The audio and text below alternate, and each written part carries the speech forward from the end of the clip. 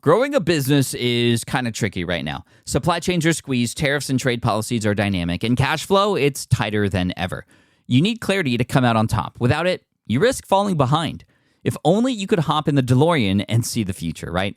Thankfully, there's NetSuite by Oracle. NetSuite has real-time forecasting to help you move ahead with confidence. This is your AI-powered business management suite and the #1 cloud ERP. Trusted by over 42,000 businesses, NetSuite brings accounting, financial management, inventory, and HR all under one roof.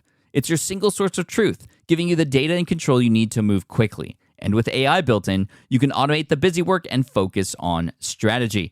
NetSuite helps you see what's stuck, what it's costing you, and how to pivot fast. If I were running a business with a lot of moving parts, I'd use NetSuite for full control over everything. Tame the chaos with NetSuite. If your revenues are at least in 7 figures, download the free ebook, Navigating Global Trade, 3 Insights for Leaders at netsuite.com/SPI. That's netsuite.com/SPI. You spent months building towards launch day, but when the clock hits 0, your site crashes. Bots swarm, and loyal fans rage on Reddit. That's not good. Fanfare was built to stop that. Fanfare is the drop platform made for high-pressure moments, stampede-proof infrastructure, verified waitlists, and bot filters that actually work. Instead of refunds and rage, you get retention and revenue. And that sounds great to me. Your next launch shouldn't be a gamble. Get Fanfare's 5-step hype drop playbook and learn how to bulletproof your drop at fanfare.io/playbook. Again, that's fanfare.io/playbook. Asymmetrical risks, where the upside is so much greater than the downside. I think that's something that people can start applying right away. You're constantly taking risks and making choices. How do I invest my time? What do I choose to learn about? You're always taking risks, but wouldn't it be great if you can take the kinds of risks where if it works, then it's going to be amazing. You can write a book and the worst thing that happens is nobody reads it. Okay, well, you've learned through that process and you'll write your next book and you reach more people.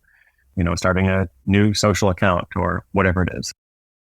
I really enjoy bringing people on the show that have had an influence on my life in some way, shape, or form. And one of those people is Chris Guillebeau.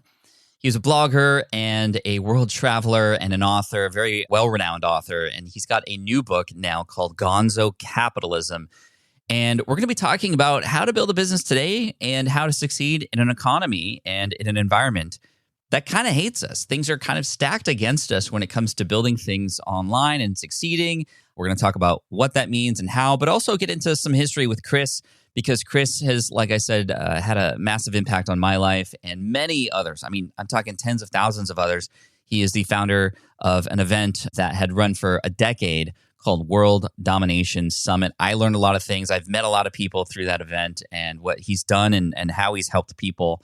Even from way back in the day with his manifesto about the overnight success, or the quote-unquote overnight success, is just so profound and it's so wide-reaching. So, Chris, thank you for everything you've done, and I'm excited to catch up with you here today, talk about your new book, and talk about how to succeed today and what a person can do to take their skills and amplify them and succeed in today's world. Let's have a chat. Here we go. This is session 717 of the Smart Passive Income Podcast with Chris Guillebeau, author of the new book, Gonzo Capitalism. Let's do it.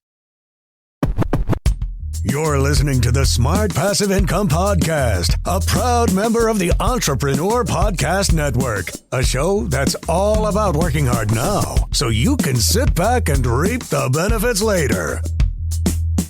And now your host. He was on the news when he was 10 years old for a fire that happened at his elementary school, Pat Flynn. Running a business means legal questions are inevitable. Is this contract or agreement solid? What can I do if a client won't pay me? Am I set up properly for taxes? Well, rather than trying to navigate all of this on your own or searching endlessly online, imagine having a law firm on your side without the high hourly rates. That's exactly what Legal Shield's small business plans offer. With Legal Shield, entrepreneurs get access to real legal support, contract reviews, collection letters, guidance on business formation, and even help handling IRS audits. Members can book consultations, upload documents through the app, and work with a provider law firm that understands small business laws in your state. You also get proactive help on tax and trademark questions so you can stay ahead of legal risks. And if a client delays payment, Legal Shield can send professional collection letters to help you recover what you're owed, all for a fraction of what traditional attorneys charge. Go to LegalShield.com/SPI or call 833-570-9980 to learn more and get big business legal support without a big business budget. That's LegalShield.com/SPI. While DIY website tools are everywhere, most fall short on design and performance. Hit publish. Framer ships your site worldwide in seconds. No code, no compromises. Framer is a powerful, user-friendly platform that delivers developer-level results without writing a single line of code. Make your designs move and convert with Framer. Framer brings your site to life with powerful animations, dynamic content handling, and a design-first approach that helps your site stand out. Framer is the design-first, no-code website builder that lets anyone ship a production-ready site in minutes. Browse hundreds of pixel-perfect templates or even design something of your own on a totally blank canvas. Add bold animations like appear effects, text effects, scroll and looping animations, and much more in seconds. And it's free to start. The built-in AI handles the heavy lifting of generating starter layouts and can even translate your entire site to any language. On the back end, you'll get responsive breakpoints, built-in hosting, a flexible CMS, and privacy-friendly analytics. Ready to build a site that looks hand-coded without hiring a developer? Launch your site for free at Framer.com and use code SPI to get your first month of pro on the house. That's Framer.com, promo code SPI. Framer.com, promo code SPI. Rules and restrictions may apply. Chris Guillebeau, welcome back to the show. It has been a while, my friend. Thank you for being here. It has been too long, but thank you so much for having me back, man. Yeah, and here you are with another book, yet another book. You are a very proficient writer and author. Your books have done extremely well. $100 Startup still continues to make an impact out there. And you have a new one now called Gonzo Capitalism. And before we get into what does that even mean and what is this book about, I'd love to know about, outside of the book, what is happening in your life right now? You are a world traveler. Are you just writing books all day, or what else are you doing outside of that? Yeah, I'm traveling a lot less than I used to. I had this... A lot less? A lot less. Yeah. I had this quest of going to every country, right? And, that kind of took up, the better part of 11 years, at least in terms of focus. And so then I finished that and, I kept traveling and doing some stuff, but then we had COVID and that was a good little reset in some ways in terms of, okay, I've been doing things a certain way. Now we're forced, to do something different. And so traveling a lot less, still making a podcast, kind of followed in your footsteps, with SPI, right? Because I forget which year you started that, but a few years after you started yours, I started this podcast called Side Hustle School. I do it every day. I've been doing it for, it's about 2,400 days. Amazing. So that takes some time. We wrapped up World Domination Summit last year. So I don't know. I just try to make things and connect with cool people, be inspired by folks such as yourself. People tell me this too, and I have to remind myself about it. So I want to just take a second to remind you about the major impact that you've had on so many people's lives, and not just a little impact, but life-changing impacts. There's so many people who, when I think about where I met them or how I got to know them, it was through World Domination Summit and what you did there. Now you say you wrapped it, so you're done with that event. Why? Yeah, done with that. Well, we did it for 10 years. And, I think people don't usually end things well. They just kind of keep going. I think it's nice to be able to say this was a season. We did this for a long time. It was powerful. It hopefully had some impact. And now we'll do something different. The other thing is, when we started at WDS, there weren't a lot of gatherings, of interesting people or nomadic people, entrepreneurs, people who just saw the world differently or wanted to do something for themselves. And now there are lots of gatherings, conferences. The world is much more connected in some ways. And that's great. So for us, it was always a volunteer effort. It was we ran it as a nonprofit. It was something we did because we loved to do it, as opposed to this is a great business model or a sustainable entity, that's going to continue forever. So I think when you do things for love, there can sometimes be a limit of how far you can take it, just because it can kind of you want to make sure you're always doing something that feels magical. And if it ever starts to feel more like a job or something, then you should say, well, maybe let's put everything into making a big, powerful conclusion and then figure out what else is exciting to do next, Yeah, for sure. And your podcast has done extremely well. Like I said, your books, you've had a huge impact on people's lives. I'm sure you hear it every day and you get messages, but I just wanted to tell you here. Thank you for saying that. You've had a direct inspiration for my Pokemon efforts. In fact, at my event recently, Card Party, we did a world record attempt and we actually obtained a world record. And I got that idea from you because you did that every year at World Domination Summit. So thank you for that. Oh, it was cool. It was really fun to see. It was really fun to see the photos and videos of it. You guys just crushed it. It was really fun. Another thing that I'm thinking about, all like the timestamps that you've had an impact on myself and other people. One of them was one of those early manifestos that you wrote, the blog posts about, the 10-year overnight success and these kind of things that have become now a part of just our normal culture of talking with other entrepreneurs. What's on your mind these days? What's your manifesto about today? Yeah, it's so interesting to think about the manifestos, because I am with the overnight success thing. I don't think in my 12 to 15 years of making things and sharing them, I don't know that I've ever really had like a viral moment. I've just had stuff that I make and it goes out there, and some of it has been fortunate to find an audience and lots of other things haven't. And so I just kind of keep making it. I think that's the best, model for people to follow.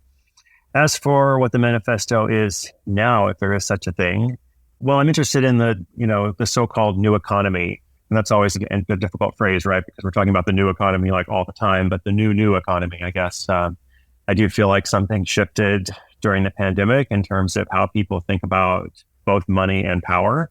So that's a lot of what the new book is about. So I'm doing some talks on that, just kind of exploring that. I did a bunch of experiments during the pandemic, just my own kind of stuff of like when I research something, I want to kind of dive into it and really try to understand it. So I spent a lot of time learning about prediction markets, where you can kind of bet on the outcome of political events or all kinds of events.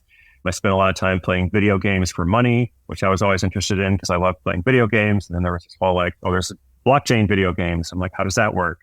So lots of experiments. And I guess it's just helping people understand, okay, what is different with power and money? How can the average person or how can the individual, do things to better themselves, to improve their lives and to hopefully get ahead, because a lot of people are feeling that the system is rigged or it's impossible to get ahead, or they have so much, student loan debt, or, it's hard to get a mortgage and all that kind of stuff. Yeah. I mean, that's always been a common theme with the work that you've done. It's always been for like the regular person to figure things out and to learn how to, for example, with $100, start a startup. And it's not, akin to, 4-hour work week, right? It's like, well, it's not actually a 4-hour work week, but it's the idea behind there. The idea that, okay, it's not going to cost an arm and a leg to start a business. You can do this right now. And you shared these different examples. You shared on your podcast as well. With Gonzo Capitalism, what is the sort of big takeaway or takeaways from it that we regular people can understand? Because you've put in the research, and where do we go from here? Yeah, it's funny you say that about $100 startup. I used to get complaints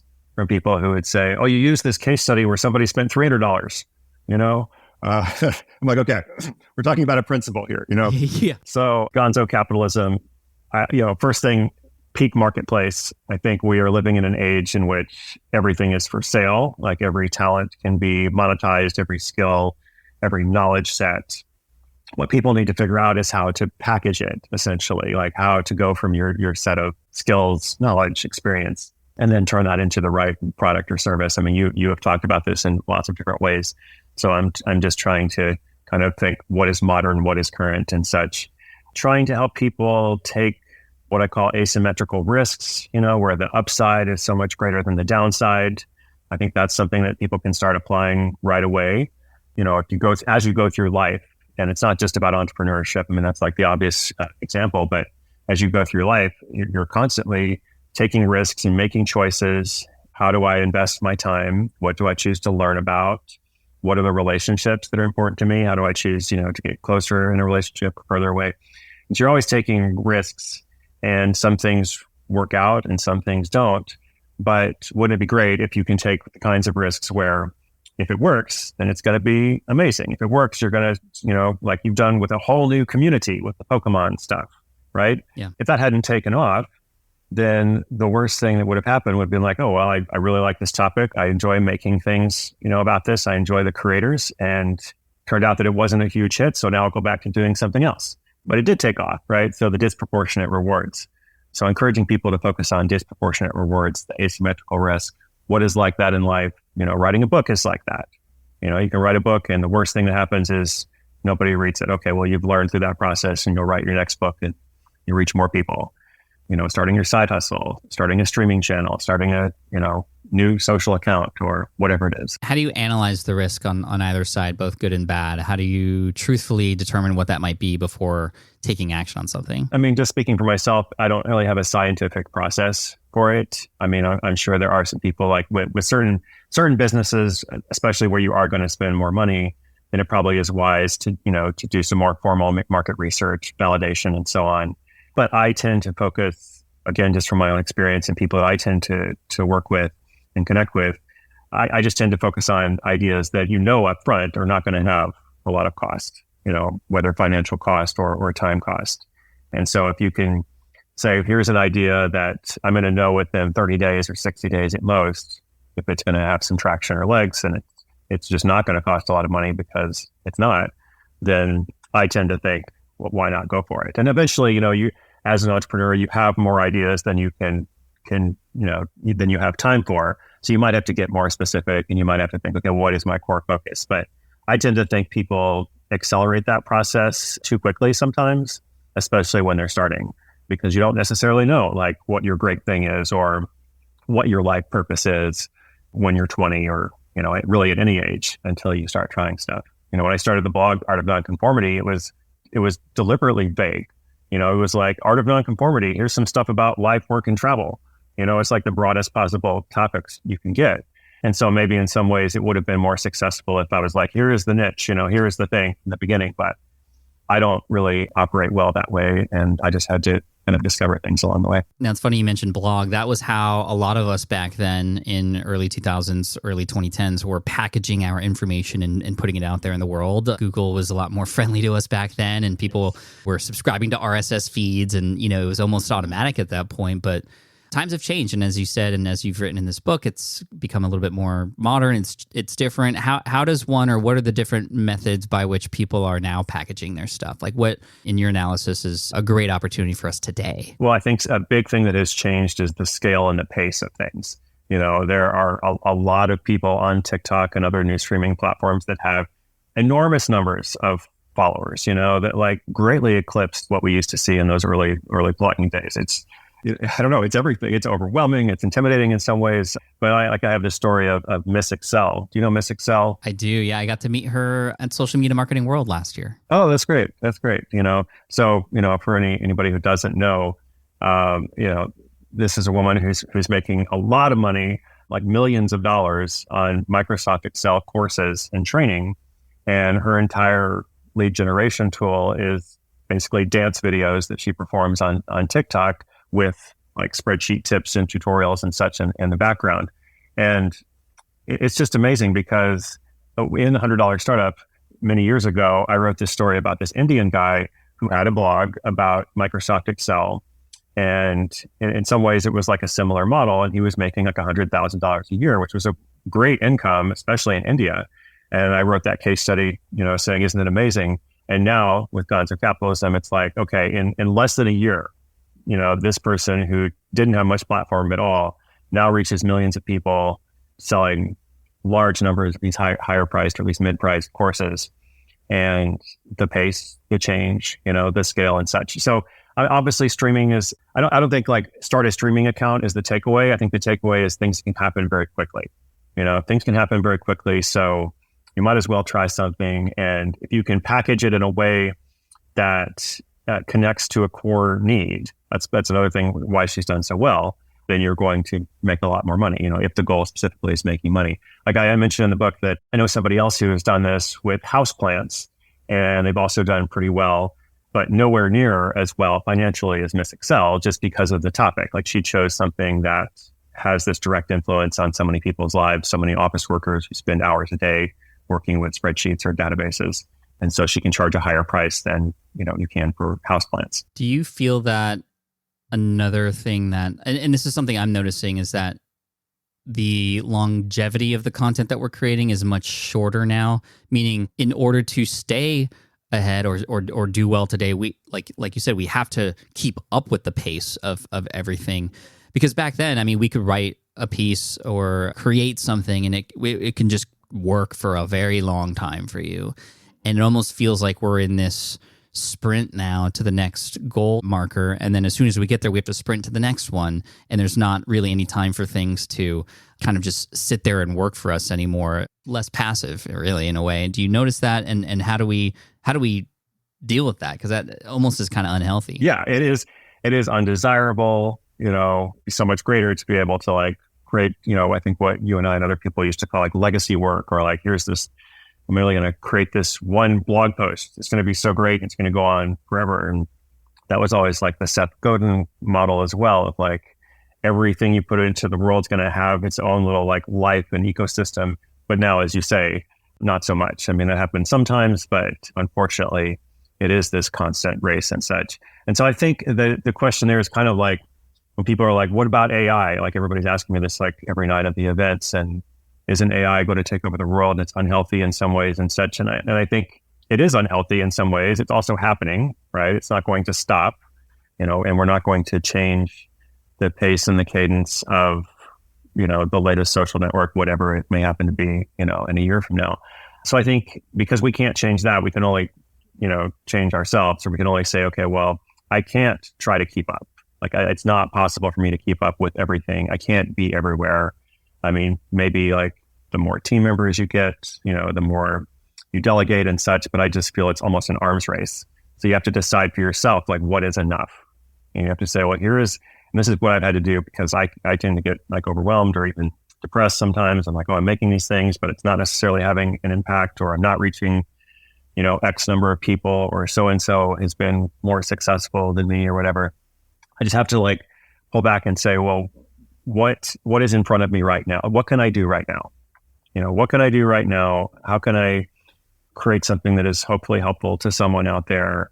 And then what's the next thing? What's the next person or the community or group?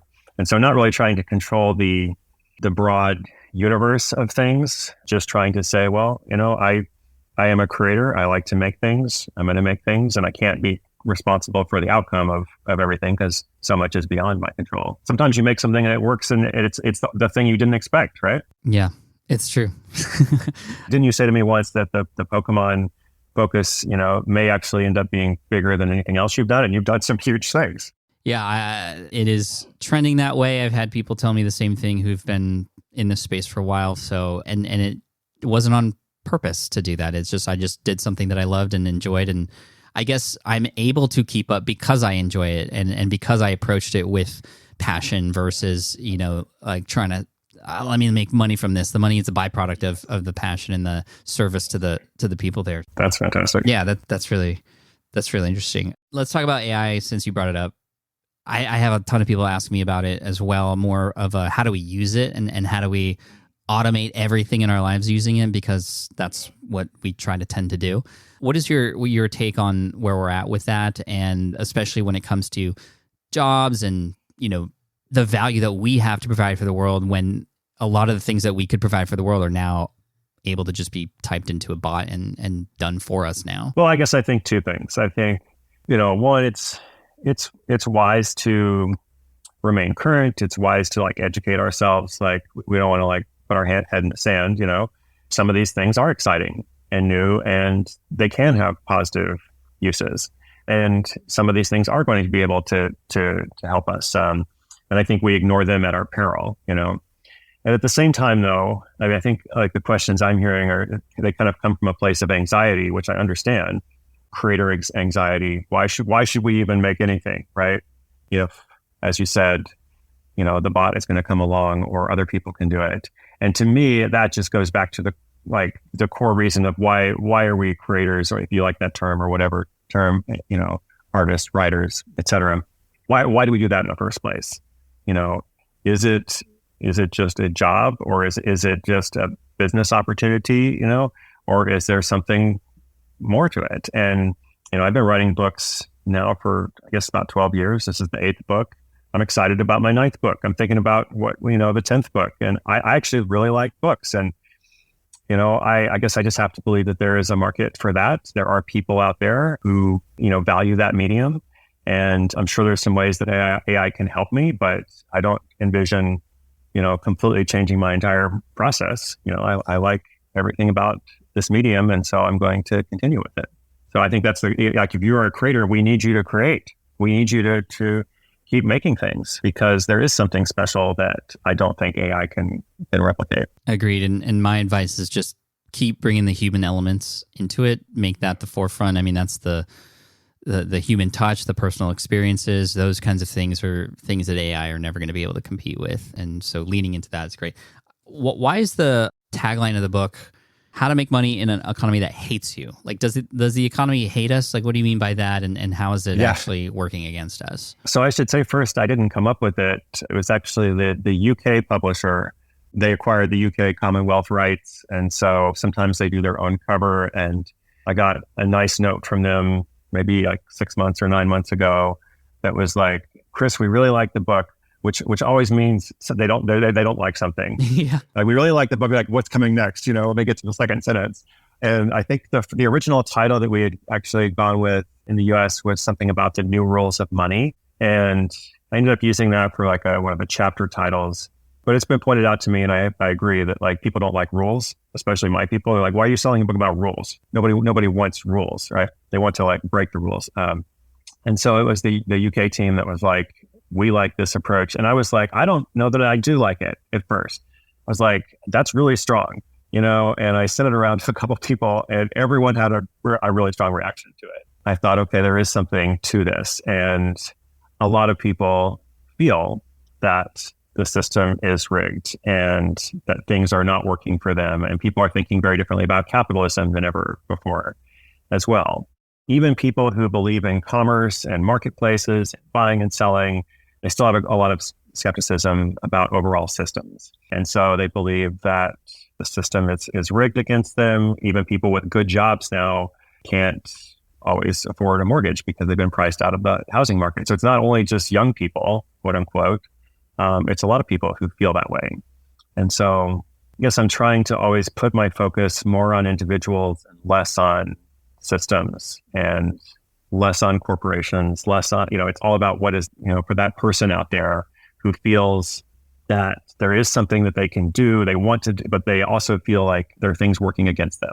What can we do? And I always want to encourage people, don't just get mad about, like, it's okay to be mad, absolutely. But you also have to think, what can you do for yourself? And what are the actions you can take today to better your life and give you more chances in the future? That's what I'm trying to do. Love it.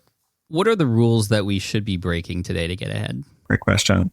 So the theme for, all of my work from the beginning has been, you don't have to live your life the way others expect. And, throughout life, there are all kinds of people, sometimes well-meaning people, sometimes your friends or family, who have like ideas and preferences and things they would like you to do, And what I just want people to understand is there are other ways. There are alternatives. And it doesn't mean that every alternative is always better than every conventional way. It just means that there are alternatives, and helping people understand, like, there's another path you can take throughout life, throughout education, throughout entrepreneurship, throughout personal finance. I am writing a little bit about personal finance in this book as well, because I feel that the so-called rules, to use that word, of personal finance really have not been updated at all in many decades. And people come along from time to time with stylistic updates. It's like, here's someone talking maybe to a different audience or in a different way, but they're kind of saying much the same thing. I want to encourage people to think about their security as not their security is not a savings account. Their security is their skills, right? Their skills, your relationships, your life experience. If you lost everything, you would still be the person that you are. You would still know people. You would still have skills you could rebuild, right? So what can you do to keep investing in yourself, as opposed to, it's fine, it's good to have savings accounts too, but I think investing in yourself is more important. Agreed. 1,000%. I'm curious to go back in time with you to know when you decided not to go down the conventional route. Was there a moment, or what in you made you go, I don't want to do what everybody else is doing, and then literally start a movement around it? Well, I think there's a few things. It kind of goes back to like troubled adolescence, and like juvenile delinquent Chris, so it depends on how far back we want to go. I could fast forward a little bit to like early 20s, and I was an aid worker for several years in West Africa. That was a really just wonderful, transformative experience that kind of affected how I saw the world in lots of ways, and started traveling out of that experience, and had been to like maybe 50 countries when I started thinking about, okay, how can I turn this from just like something I'm doing for myself into something that could be interesting and maybe, helpful to others. So there was a long process of like several years of thinking about that and thinking, what does it look like? And finally started the blog like on my 30th birthday and kind of went from there. But even then, like, even though I'd been thinking about it for a while, I started the blog and I was like, hey, everybody, this is a blog about travel, and, come and follow my journey to these countries or whatever, which is a very like small vision. I learned really quickly that from people that were like emailing in or something that, this actually has the potential to mean something much more. This has the potential to mean a lot more than just like Chris's travel journey or whatever. And I started hearing their stories of how they were connecting and what they wanted to do, and realized that it made a much more like emotional connection with people. And so then I started thinking, okay, how can I help people to pursue their own goals, and how can this be a model for other people? And, you use the word movement, which is very kind of you, but there wasn't a great strategy behind that. It was just, let me start with what I got. Let me put out some things. And then when your work meets a connection with other people, that's when the real magic happens, I think. Right. And I started doing meetups and hearing stories of folks, and everything went from there. Yeah, the community has always been something that I know has always been important to you. And I am taking sort of a spicy take in SPI right now to say, like, you have to have community in your business and what you're doing, or else you're going to be left behind. This amplifies the human element, right, that I talked about earlier with relation to AI. And we've been focusing on that. The Pokemon thing is definitely that. But you were early on really bringing the community together with your event and your meetups and stuff. What would be a low friction way to do that today? I'm curious to hear your thoughts, because I feel like that would be a great way for people to fast forward their own version of something that feels good, it's fulfilling, it's also, of service to people, and it's something that I'm noticing everybody's craving right now. We're craving connection. Yeah. How would you start a community today? I think I would think hybrid from the beginning. Hybrid meaning online and offline. And this is just an idea, right? It could be different people. It depends on where you live and such. But I would try from the beginning to think, what's a way that we could bring people together through, okay, so maybe there is the online platform, but there's also like, we are planning some sort of in-person meetup. I mean, you mentioned human, and probably I'm thinking this because I'm on book tour now, which I haven't done in years. Yeah. I just started this week, basically, and it feels so strange and familiar at the same time. Just the other night, I went to talk to people in Phoenix. So I'm like, wow, it's great to see you all. I used to do this all the time. So in my mind, this is fresh. So I guess if I was starting over, it would be like, okay, maybe I'm not known. I don't have a lot of followers, but there are some people out there that I know. And maybe I'm going to put together an event that has 5 people. Or if we're kind of spread out, maybe there's a group that we're going to meet online once a week, with 5 people. Or we're going to talk about a topic, or we're going to share a story, or there's some theme to it. I think that's very helpful. Some kind of theme or routine and a rhythm to it. And maybe it'll grow from there, and maybe it won't. That's okay too. But anything that is like a regular cycle of humanity, I like that. I'm going to kind of think about that more and adopt that myself. I love that a lot. And going back to your point earlier about sort of risk assessment, I mean, the pros of bringing people together far outweigh the cons of attempting to do that. And I love how you, in a couple examples earlier, you always just say, well, worst case scenario. I think it's important to think about that. And sometimes we do think about that and we let our brains go a little too far of what the worst case scenario would be. I know I'm that kind of way. When I first started speaking, I was like, I'm going to die on stage. Like, I'm just going to die up there. I mean, that is a pretty worst case scenario. Yeah, that is a pretty worst case scenario for sure. And then I would make it even worse than that somehow. But when you think realistically about what the worst thing that can happen, it's actually not that bad. But then, the ceiling for how or where this could go is almost endless. And, to see you take an event and some meetups and turn that into a 10-year long tenure with World Domination Summit and the impact that that's had and the friendships that I know people have made together there because of you. I mean, you're always going to be the person and the reason why all those great things happen to a lot of us. So it would behoove you to bring people together in whatever capacity you can. And like you said, it can just start with 5, and 5 can become 10 and 15. And did you ever feel that World Domination Summit grew too big? I'm curious your thoughts on that, and also selfishly asking that as well. I don't know if it grew too big. It definitely did grow a little fast in the beginning. And then we kind of settled a little bit for years, I don't know, years 5 through 10. I think years 5 through 10 were our best years. In the beginning, we didn't really know what we were doing. And in some ways that can be a benefit, right? Because you're not doing things the way other people do them. But then there also is like a certain expertise and skill that comes from, okay, we actually have learned like there is a good way to like organize programming, and, you know, there are things we can do with logistics that will make it better for everyone, a better experience. We can save money in certain ways and then use that money, you know, towards things that have a greater impact. So I think the final years were probably the best years in that way. I think for me, the thing that was difficult was I don't want to be a full-time event planner. And I love the 3 weeks that surround the event. Like I can go all in like a few weeks ahead of time, but it kind of requires a year-long planning cycle, or at least a 9-month planning cycle, you know, to put that on. And I'm just doing other things, and a lot of the other team members kind of felt the same. And so we were really able to like rally for a time to do it. But I think it would have been unhealthy to have continued it, at least for now. Maybe we'll come back with something new. You know, Jonathan Fields, another mutual friend of ours, you know, he had a Camp Good Life project that he ran for 5 years and then stopped it. And I think he's at least thinking about bringing it back now. He's had a couple of years off, not just COVID, but also just like he wanted some space from it. But now he's going to bring it back. So maybe we'll do something at some point. Outside of books and events and the things you do for work, what are you doing for fun these days? And you don't mind me asking, you know, with your success, are you using where you're at now as a stepping stool to something else? Like, what is the next bigger thing that Chris Guillebeau is going to put into? I'm reminded of, you know, James Clear and his success with Atomic Habits and kind of tremendous success and the things he's investing in now to not amplify his success, but even bring others along the ride is amazing. Just want to get into your head a little bit about what you're doing with the success that you've earned. Well, the past couple of years have been interesting. I did kind of step away from some stuff. I didn't do a lot of social media.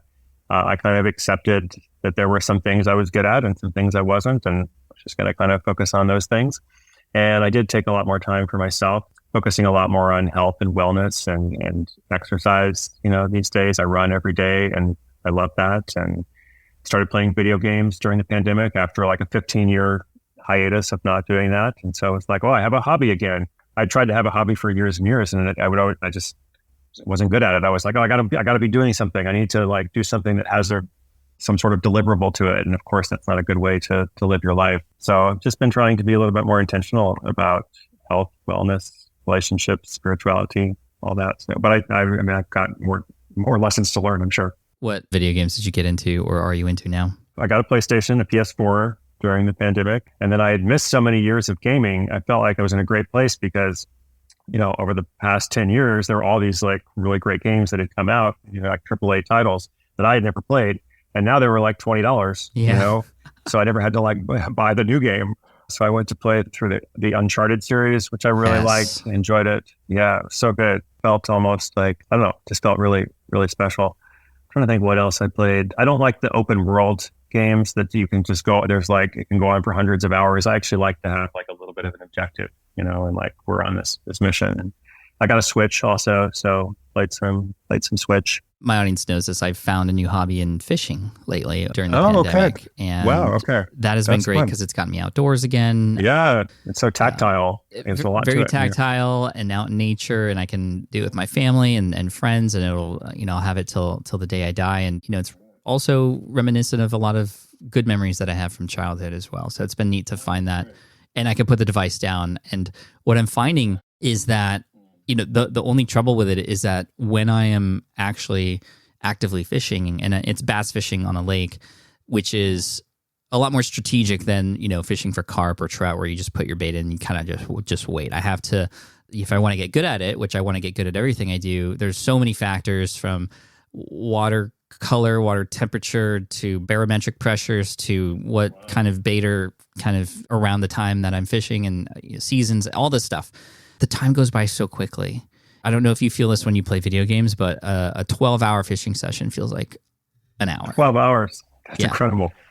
Wow. It's flow state to the max. I've never felt it in anything other than maybe writing, actually, when I'm in a good state of mind. But what's putting you in the flow state these days, and how do you get into that mode, especially when you're working? I'm curious. I don't have a 12-hour flow state, Pat. I'm impressed. Maybe I have to learn about bass fishing. Maybe this is going to be your next podcast or your next. I'm trying hard not to make a YouTube channel about it, Chris. That's the problem. I want to create a YouTube channel. Oh my gosh! Wow. No.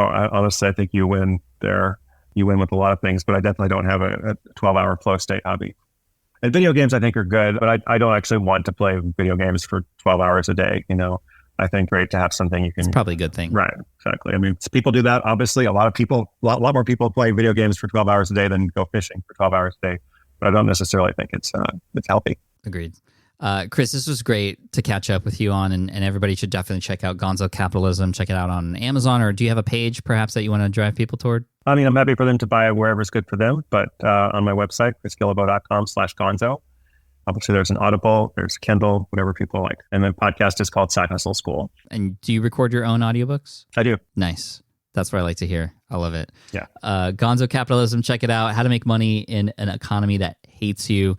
This has been great. Thank you, Chris. Appreciate you. If there's anything I can do for you, let me know. And, just happy to call you friend. And thank you for inspiring me and millions of others. Amazing. Thank you for all you do. All right. I hope you enjoyed that conversation with Chris Guillebeau. You can check out his work, everything from $100 startup to Gonzo Capitalism, on Amazon, of course, or on his website. Just such a joy to chat and catch up with him. I know he's usually super busy and traveling around the world. I mean, he's probably the only person I know who's literally been to every single country. He just seems to accomplish so much incredible things, and I'm very inspired by him and by his work, and I hope you are too. So definitely check him out. Chris, thank you so much again for your time and what you're doing today, and thank you for your book. And I look forward to chatting with you in the next conversation we have on Friday, this coming Friday. Every Friday, we have an episode coming your way in addition to these interviews that we have on Wednesday. So make sure you hit subscribe if you haven't already. Thank you so much. Take care, and I will see you in the next one. Cheers, everybody. All the best. Thank you so much for listening to the Smart Passive Income podcast at smartpassiveincome.com. I'm your host, Pat Flynn. Sound editing by Duncan Brown. Our senior producer is David Grabowski, and our executive producer is Matt Gartland. The Smart Passive Income podcast is a production of SPI Media and a proud member of the Entrepreneur Podcast Network. Catch you next week.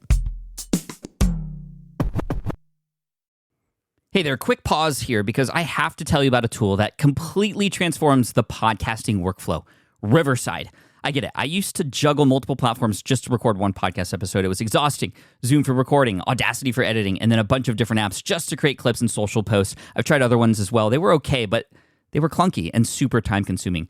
That's where Riverside has massively helped. I can do it all in one place: recording, editing, repurposing, one platform, one streamlined flow. I just log in, record with my guests no matter where they are in the world, and just like that, studio quality audio and high resolution video all in one. And get this, even if your Wi-Fi glitches, Riverside records locally on your device so everything sounds and looks crystal clear. But here's my favorite feature: Riverside's AI editing tool. You can remove silences and filler words with just one click. Hours saved. With Magic Clips, Riverside also automatically finds the best moments and turns them into ready-to-post videos for YouTube Shorts, TikTok, Instagram, all without the extra editing. So if you're looking to level up your production quality and simplify your workflow, go to smartpassiveincome.com/Riverside and use code SMART to get 1 month free on the Pro plan. That's smartpassiveincome.com/Riverside, promo code SMART. It's built by creators for creators, and I think you're going to love it. Look, I get it. You want to grow your business, but trying to sell to hundreds or even thousands of people gets very exhausting very fast. But what if you could sell at scale with a simple, powerful quiz? Score App helps you sell to more people without adding more to your plate. You build a quiz or assessment that your audience actually wants to take.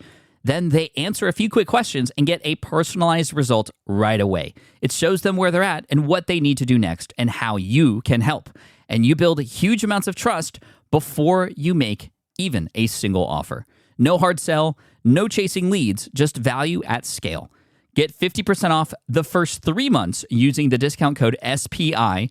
All you have to do is just head to scoreapp.com/SPI. Again, that's scoreapp.com/SPI.